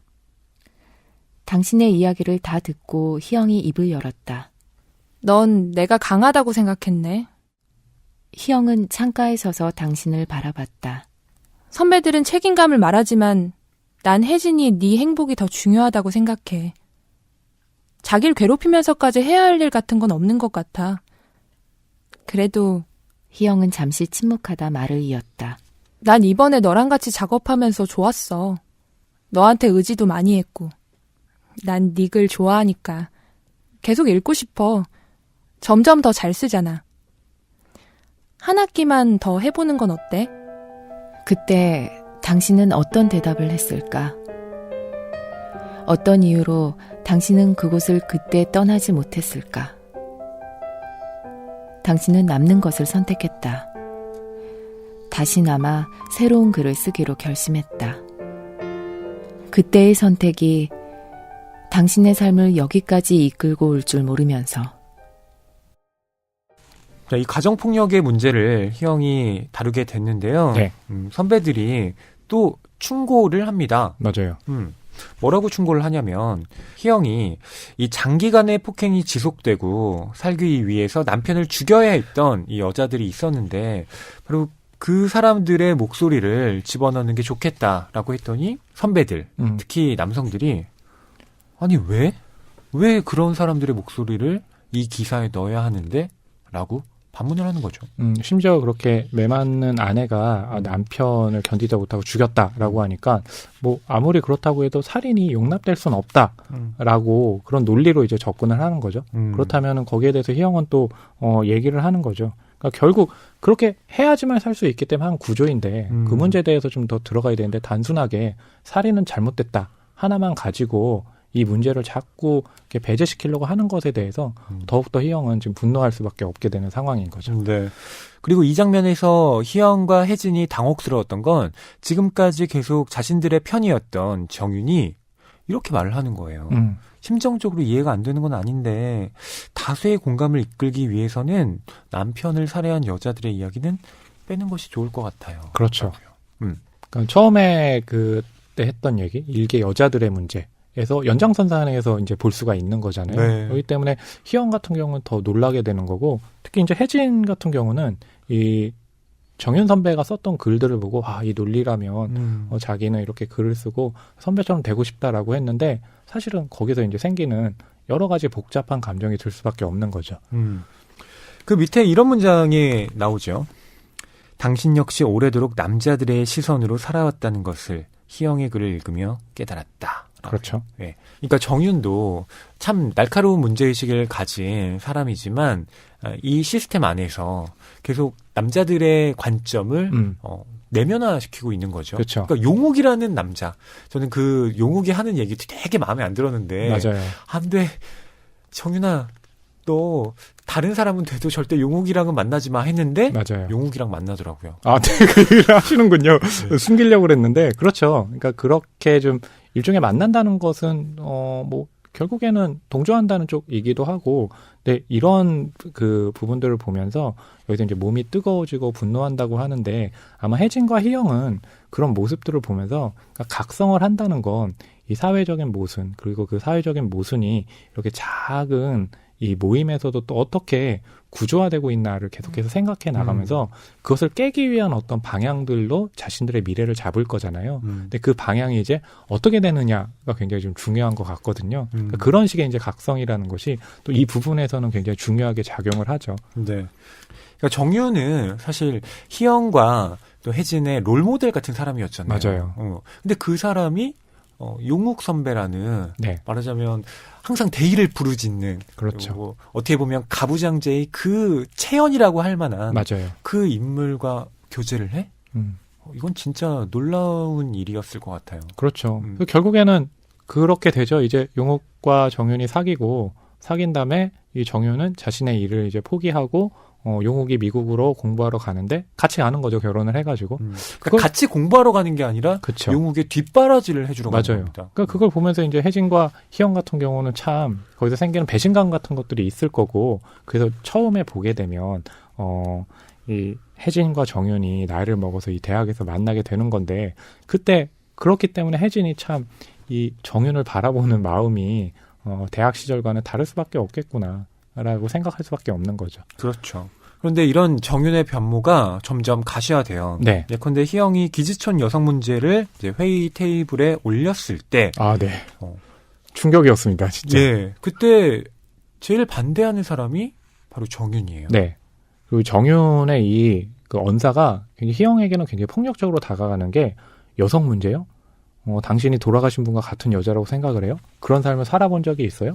그런 삶을 살지도 않았으면서 이런 문제를 하는 게 정말 올바르다고 생각을 해요? 라는 식으로 얘기를 하니까 희영은 정말, 그러니까 거기에 대한 논리에 대해서 답변을 할 수 없기 때문에 안 하는 게 아니라 충격이 너무 크니까 놀라서 어떻게 얘기를 할 수 없는 거고, 그래서 그 대목에서 저는 희영이 참 여러 가지 생각을 했었을 것 같아요. 그렇죠. 예. 근데 그 여러 가지 생각이라는 것은 참 정윤 선배에 대한 어떤 그런 이제 이 배신감 같은 것들이 아예 끝이 났다고 생각을 하고, 또 하나 뭐냐면 희영은 그런 생각을 했을 것 같아요. 그러니까 그런 얘기를 듣고 그것이 폭력적이긴 하지만 그렇다면 나는 이 글을 쓰는 것보다 오히려 이런 사람들과 함께 삶을 살면서 행동가로 하는 것이 어떨까라고 자신의 좀 장래를 또 정한 부분도 있지 않을까 하는 생각이 들거든요. 그러니까 그토록 글에 대해서 뭔가 자기들을 훈련시켜 왔던 선배가 이런 식의 태도를 보이니까 예, 희영으로서는 더 이상 글에 대한 어떤 믿음이라고 할까요? 그렇죠. 예, 그런 게 깨질 수밖에 없는 것인데 네. 이 1992년에 기지촌 여성살인 사건을 이제 좀 다뤄보겠다라고 네. 했을 때 정윤이 말을 하는 거예요. 우리는 구조적인 모순을 이야기해야 한다. 그렇죠. 기지촌 문제는 민족 모순, 계급 모순 아래에서 배태된 문제다. 거대한 구조를 보자라고 그렇죠. 희영을 지금 설득하는 겁니다. 맞아요. 근데 이런 이야기를 하면 희영이 보통은 또 다른 논리로 맞아요. 대응을 할 텐데 여기에서는 희영이 또 감정을 드러내면서 그렇죠. 예, 논쟁을 벌입니다. 맞아요. 그러니까 그것이 이때 보면 어떻게 보면 우리 인생에서 굉장히 작은 부분일 수도 있는데 그게 이 사람들의 미래를 결정하는 또 결정적인 좀 부분이었다는 생각이 들고요. 저는 이 사안과 관련해 가지고 당시의 그 논란들이 지금 기억이 나요. 네. 이게 윤구미 사건을 얘기를 하는 건데 그때 사진들을 그 공개를 했었어요. 맞아요. 그래서 저 대학 다닐 때도 그 사진들을 교내에서 공개를 하긴 했는데 그때 이제 이 사진들을 이렇게 그 폭력성을 알리기 위해서 사진을 붙인 거긴 하지만 그 폭력성 자체를 다시 재현하게 만든 거잖아요. 이미지를 통해서. 그것이 올바르냐에 대해서 정말 찬반 양론이 굉장히 뜨거웠던 기억이 나거든요. 네. 예. 그러니까 결국 그런 참혹한 장면을 그대로 보여준다라고 하는 것이 네. 알 권리의 차원, 진실을 드러낸다라기보다는 그게 전시의 소비라는 역효과를 낳기도 해요. 뭐 더 그냥 더 노골적으로 말한다면 그 고통의 포르노라는 얘기를 하잖아요. 바로 그 얘기를 이렇게 담고 있는 거죠. 그래서 그 당시에 그 찬반 양론 때문에 뜨거웠던 게 저도 기억이 나고요. 이게 바로 어떤 사회의 당시의 공기를 좀 환기시키는 기억이라는 생각도 듭니다. 자, 이런 정윤에 대해서 희영이 이렇게 말합니다. 주한미군이 철수하면 그런 일이 없어질 거라는 거. 통일조국이 되면 그런 일이 일어나지 않으리라는 거, 여자들이 맞고 강간당하고 죽임당하는 일이 없어지리라는 거 믿어요 언니? 라고 희영이 반문을 하는데요. 정윤이 이렇게 말해요. 논리에 모순이 있네. 민족 주권과 빈곤의 문제를 여성 문제로 축소해서 보려는 겁니까? 맞아요. 라는. 네. 저는 이 말에 속으면 안 된다고 생각해요. 그렇죠. 네. 맞아요. 그러니까 결국 우리가 계속해서 문제가 되는 게 이 배제를 한다는 것 자체가 문제잖아요. 배제하고 축소시킨다는 거. 근데 정말로 실제로는 같은 여성이라고 생각을 했는데 그 여성에게서 또 한때는 동경하고 존경했던 여성에게서 여성 문제로 축소를 합니까? 라고 한다면 여성 문제를 지금 신경 쓸 때가 아니다라는 거잖아요. 그래서 그리고 또 이 논리의 가장 큰 문제는 민족, 빈곤, 여성을 다 다른 카테고리로 맞아요. 놓고 보고 있다는 거예요. 그렇죠. 실은 이거 다 연결되어 있는 거거든요. 그러니까 여성이라는 거 안에서도 계급을 지금 나눈 거잖아요. 그런 문제이기 때문에 훨씬 더 아마 이 희영에게선 충격의 강도가 더 컸겠죠.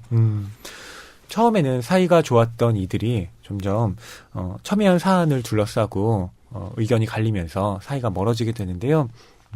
세 사람이 어떤 또 운명을 맞게 되는지는 네. 여러분께서 직접 확인하시면 좋겠고요. 네. 저희는 좀 다른 부분 낭독해 보도록 하겠습니다. 이 부분은 두 번째 교지가 나오고 2학년 가을이 시작됐을 무렵의 이야기인데요. 혜진과 희영이 미군에게 살해당한 어느 기지촌 여성의 5주기 추모 집회에 가게 됩니다. 네. 그 집회에 참여했는데 이 희영과 혜진의 생각과는 다르게 진행되는 이런 집회 분위기에 대해서 굉장히 놀라움을 감추지 못하는 그런 상황을 다루게 되는 거죠. 네. 교지 편집 회의에서 느꼈던 분위기가 집회에서 고스란히 반복됩니다. 잊을 수 없는 장면. 당신과 희영은 미군에게 살해당한 어느 기지촌 여성의 5주기 추모 집회에 갔다. 그곳에 모인 사람들은 한반도 내 미군 범죄를 성토하고 미군 범죄에 대해 미국에게 제대로 항의조차 하지 못하는 정권을 규탄했다. 그곳에서 당신과 희영은 미군에게 살해당한 여성의 시신사진이 실린 유인물을 봤다. 처음에는 무슨 사진인지 이해할 수 없었지만 자세히 보니 죽은 여자의 시신이라는 것을 알 수 있었다. 참혹하게 살해당한 사람의 몸. 그 사진 아래로 2년 전 전국 여대생 대표자 협의회에서 쓴 글이 짤막하게 실려 있었다. 그는 우리 조국의 모습입니다. 조국의 자궁에는 미국의 문화, 콜라병이 깊숙이 꽂혔고 조국의 머리는 시퍼렇게 피멍이 들어 있으며 조국의 온 산천은 이러한 모든 것을 감추려는 듯 희뿌연 세제가 뿌려져 있습니다. 당신은 그 유인물의 내용을 확인하자마자 2번 접어서 가방에 넣었다. 희영도 그렇게 했다. 그렇게 접어서라도 그 사람의 몸을 가려주고 싶어서. 맨 앞쪽에서는 미군 범죄를 규탄하는 발언이 이어지고 있었다. 그들은 우리의 누이들이었습니다. 그때 당신과 희영의 뒤쪽에서 누군가 소리쳤다. 범죄는 모국에서! 그러자 누군가 조금 작은 소리로 따라 외쳤다. 강간은 미국에서! 당신과 희영은 서로의 얼굴을 봤다. 몇몇이 그 구호를 산발적으로 외치는 동안 당신은 몸을 돌려 누군지 모를 사람들에게 말했다. 구호 중단하세요. 구호 중단하세요. 그러나 당신의 말을 진지하게 들어주는 사람은 없었다. 한국어를 모르는 사람들에게 한국어로 말을 하고 있는 것처럼 당신은 인파 속에서 허우적대면서 말했다. 구호 중단하세요. 한참이 지나고 나서야 희영은 이야기했다. 그 구호보다도 주변에서 옅게 퍼지던 웃음소리가 더 기억에 남는다고. 강간이라는 말이 집회에 활기를 주던 그 순간을 잊을 수는 없을 것 같다고. 당신은 얼음장 같은 희영의 손을 잡고 인파를 빠져나왔다. 허나운 평론가님은 대학생 때 집회 나가보신 적 있으세요?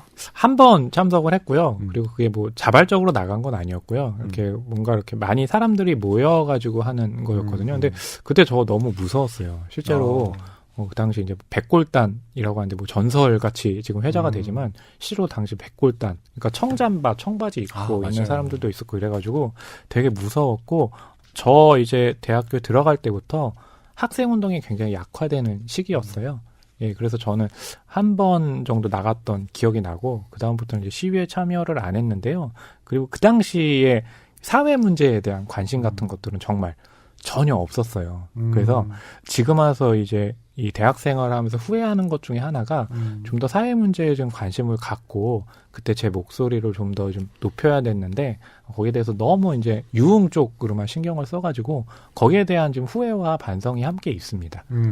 저도 집회에 나간 적이 있었는데요. 네. 그때가 2003년이었습니다. 아, 그렇군요. 2003년은 여러분 어떤 해로 기억되실지 모르겠는데 네. 우리나라가 이라크의 파병 결정을 그렇군요. 했던 그런 시기이기도 합니다. 그래서 네. 이에 대해서 이제 반대 집회를 나갔던 것인데요. 네. 그때 참 다채로운 경험을 했습니다만 네. 그때 저도 이 희영이나 혜진처럼 비슷한 느낌을 받았던 게 노래를 많이 틀잖아요. 네. 근데 그때 무슨 노래를 틀었냐면, 이건 뭐 노래 제목이 그러니까 네. 예, 그대로 말씀드리면 Fucking USA예요. 아, 네, 맞아요. 그 노래가 이렇게 울려 퍼지고 사람들이 막 따라 부르는데 네.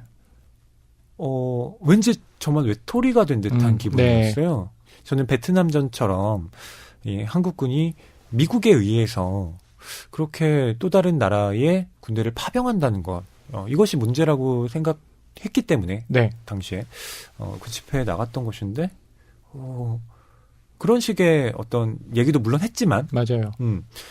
그런 노래가 딱 틀어짐으로써 제가 가졌던 문제의식이 다 희석돼 버린 맞아요. 느낌이었어요. 네. 그런 부분들은 우리 국정농단 그 광화문에서 했던 일들에서도 많이 있었죠. 여성 비하하는 그런 구호들이 굉장히 난무했잖아요. 그래서 거기에 대한 문제점들도 있었고, 그래서 사실 이제 그런 문제들이 계속해서 이제 개선이 나가야 되는 건데, 그러니까 이 책을 읽게 되면 그것이 그냥 현 시점에서 그런 문제가 제기됐다는 게 아니라 계속 오랫동안 그 문제에 대해서는 제기가 되어 왔는데 어떻게 지금 축소되어 왔고 배제되어 왔는지 그 흐름도 이 소설을 읽게 되면 좀 감지할 수 있게 되죠. 네.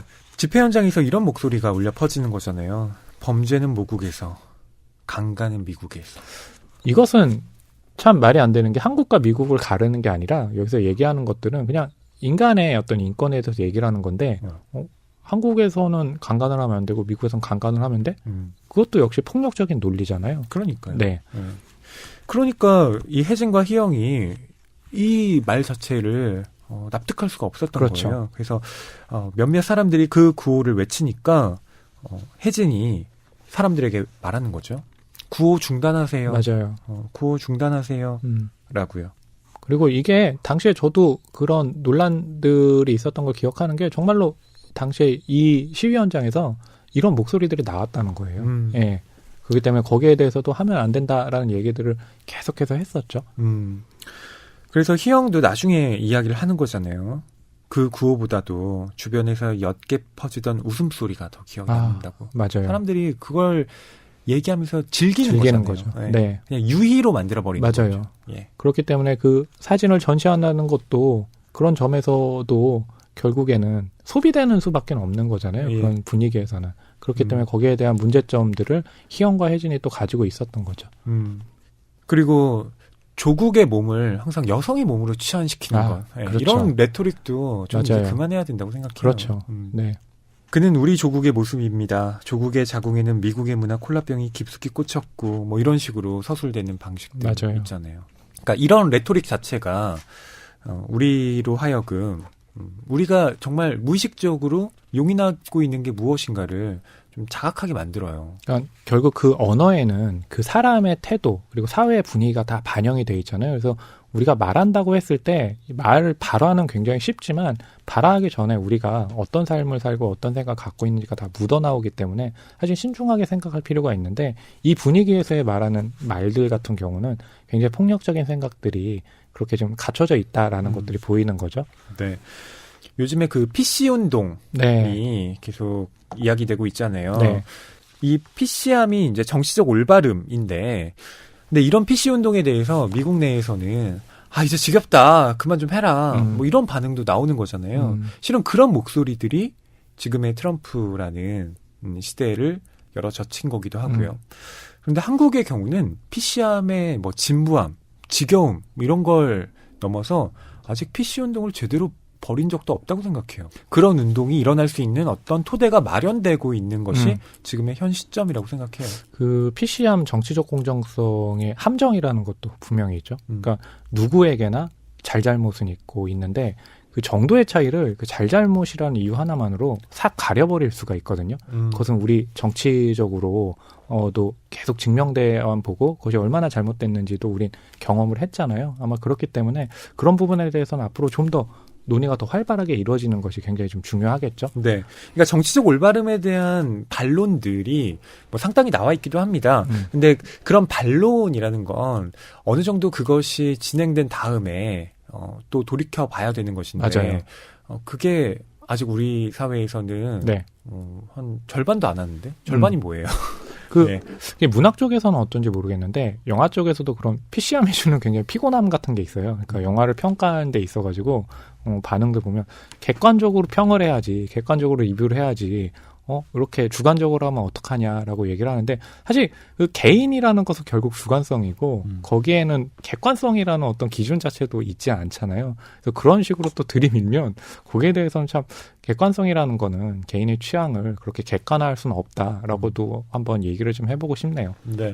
저는 그 정치적 올바름이라는 것이 뭐 세상의 모든 것들이 그렇듯 변질돼서 쓰일 수도 있다고 생각해요. 맞아요. 예.